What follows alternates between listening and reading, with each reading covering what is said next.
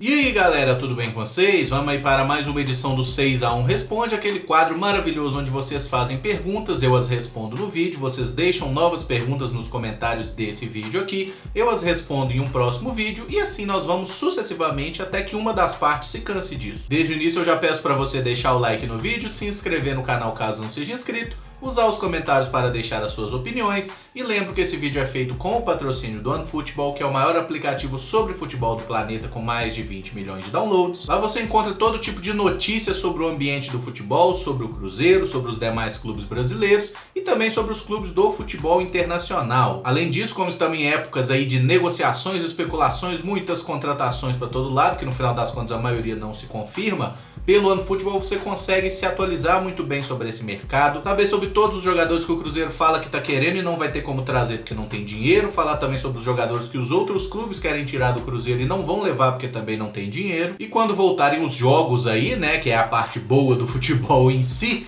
você vai também poder acompanhar todas as informações, fichas das partidas, é notificado quando tem jogo, quando sai gol, pode até deixar o seu palpite lá no torcidômetro, né, sobre quem você acha que vai ganhar. Enfim, é um aplicativo realmente muito completo sobre futebol. Eu uso, recomendo, acho muito bom e ainda não falei o mais legal de tudo, que é que o OneFootball é totalmente gratuito, está disponível tanto para Android quanto para iOS e você pode fazer o download dele pelo link que está aqui na descrição do vídeo. Beleza? Vamos então para a primeira pergunta, que é do Thales. Emerson, qual seria o nome do seu canal no YouTube se o placar histórico da última rodada de 2011 não tivesse acontecido? Você chegou a pensar em outras opções de nomes? Abraço. Thales, obrigado pela pergunta. Cara, eu vou até aproveitar para falar um pouco sobre como surgiu o canal 6x1. Talvez eu já tenha respondido disso em vídeo.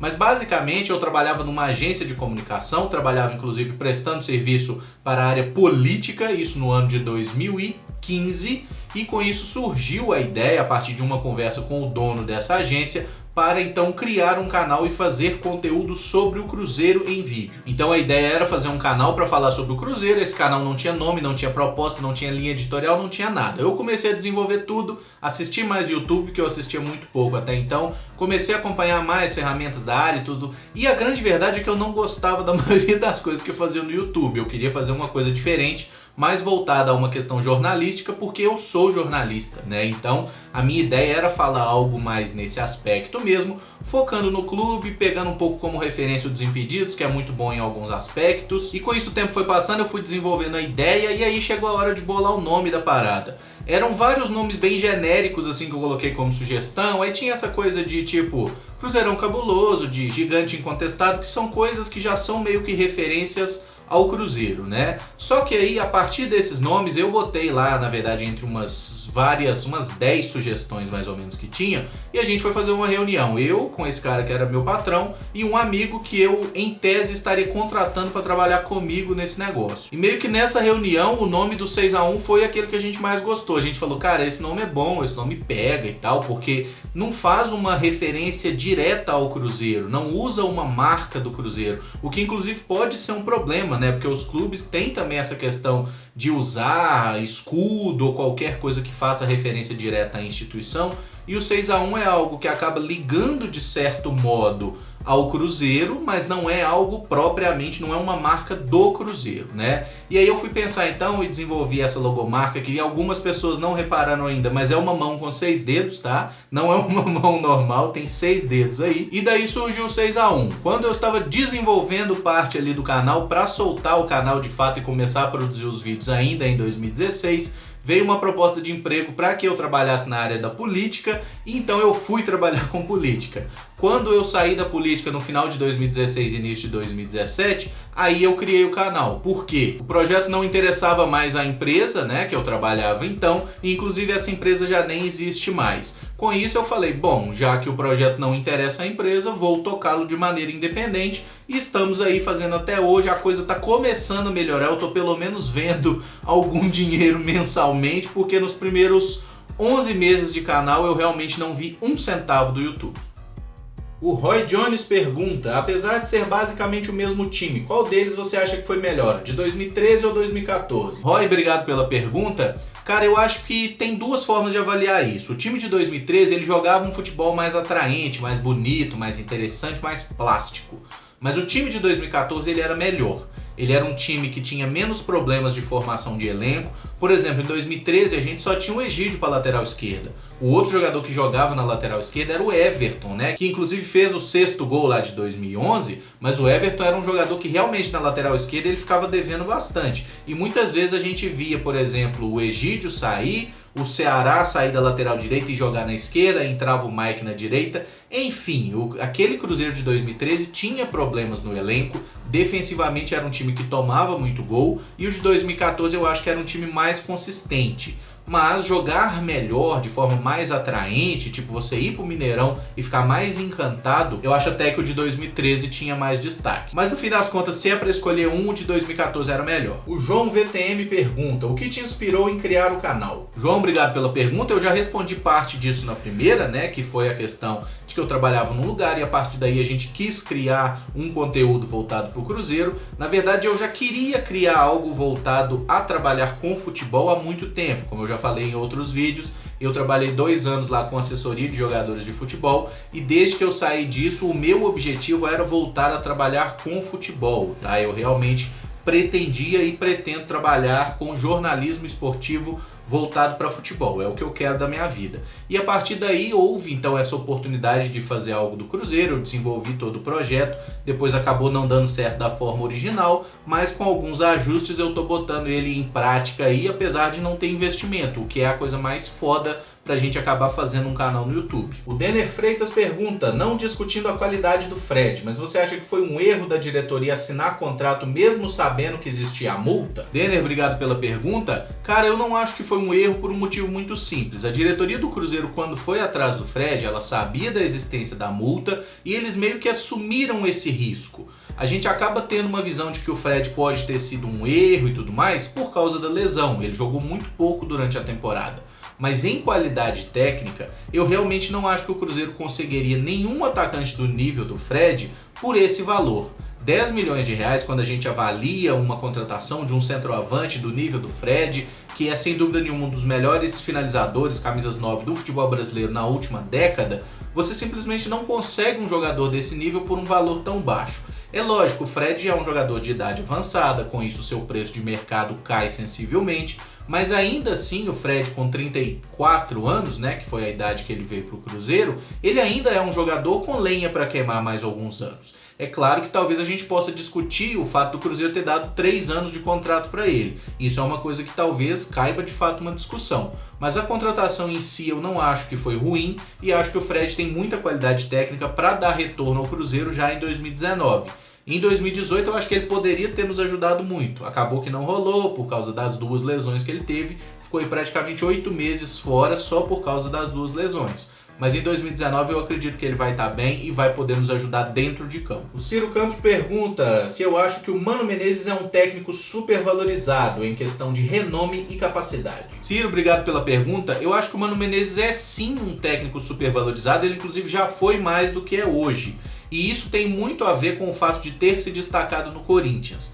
Quando o Mano Menezes surge lá no Grêmio, Batalha dos Aflitos e tudo mais, ele era um glorioso desconhecido. E até ele mesmo já falou isso em algumas entrevistas, né? Que se o Galato não pega aquele pênalti, se o Grêmio não consegue aquele título épico da Série B contra o Náutico, talvez o Mano Menezes estaria até hoje treinando clubes lá do interior do Rio Grande do Sul. É uma possibilidade, aquilo ali é um lance que acabou mudando totalmente a carreira do cara. Mas fato é, o Mano Menezes fez então um bom trabalho no Grêmio na primeira divisão, levou o time à disputa da Libertadores, foi vice-campeão da Libertadores, ele foi muito bem no Grêmio. Daí ele foi pro Corinthians, pegou o Corinthians na Série B, ganhou a Série B inclusive, né? E isso é uma coisa que muita gente fala, né? Que o Mano nunca ganhou um título de pontos corridos. Ele ganhou da Série B, né? Claro, Série B não tem o mesmo peso de Série A, mas foi um título de pontos corridos sim. Aí no ano seguinte ele ganha a Copa do Brasil com o Corinthians, no ano anterior ele foi vice, né? Perdeu a Copa do Brasil para o Sport em 2008, 2009 foi campeão da Copa do Brasil pelo Corinthians e em 2010 ele acaba saindo então para a seleção brasileira em uma nomeação que foi meio que atropelando os fatos, porque se a gente olha bem assim uma questão de coerência, não faria sentido o Mano Menezes ser o treinador da seleção naquele momento. Ele era um cara com muito pouca experiência em clubes para pegar aquela bucha. Inclusive foi até depois do Muricy Ramalho, né, ter recusado lá, que foi uma oferta meio atravessada, o pessoal da CBF não agradou muito ao Muricy. O Muricy era o grande treinador do futebol brasileiro naquele momento. Com isso, o Mano Menezes foi para a seleção. Na minha opinião, inclusive, ele fez um bom trabalho na seleção.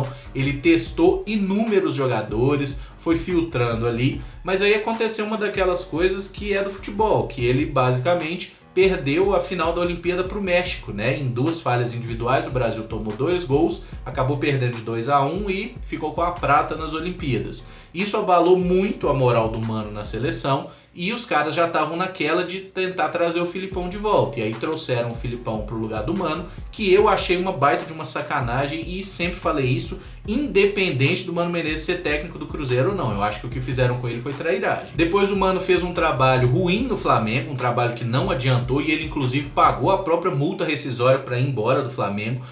Talvez a única vez que eu vi um técnico simplesmente pagar a própria multa e rachar fora, assim, porque não queria ficar no clube.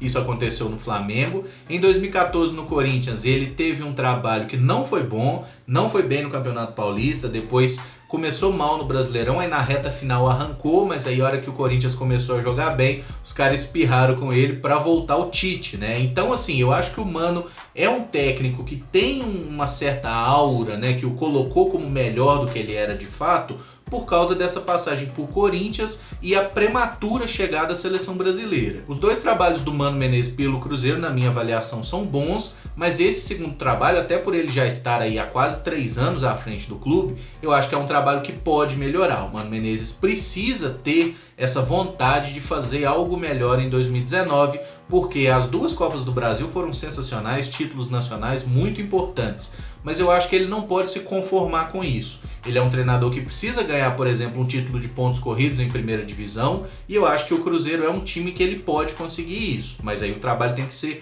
muito bem feito, e eu acho que ele tem competência para fazer sim. O Marco T pergunta: acha que deveria haver uma espécie de fair play financeiro no Brasil, uma vez que estamos buscando algum nome no mercado, quando vamos ver ele já está negociado com o Palmeiras ou Flamengo? Marco, obrigado pela pergunta. Cara, eu sou totalmente favorável a fair play financeiro, não só no Brasil, mas lá na Europa também, que seja um fair play financeiro de verdade. Não esse fair play financeiro da UEFA que só fode os times menores e nos grandões lá os caras, não é bem assim e tal, e passa a mão na cabeça e fica elas por elas. Eu acho que deveria ter uma legislação de fato muito bem feita, porque o Flamengo é um time que está conseguindo resolver seus problemas financeiros de uma forma muito interessante, porque os caras cortaram na carne, reduziram investimentos e conseguiram arrumar a casa. É lógico que o Flamengo consegue arrumar a casa muito mais rápido do que o Cruzeiro, por exemplo. Por quê? Porque a receita do Flamengo, a arrecadação deles é muito maior que a nossa. A grande questão é que a maioria dos clubes brasileiros não tá nem aí para dívida, fica empurrando com a barriga, achando que tá tudo bem.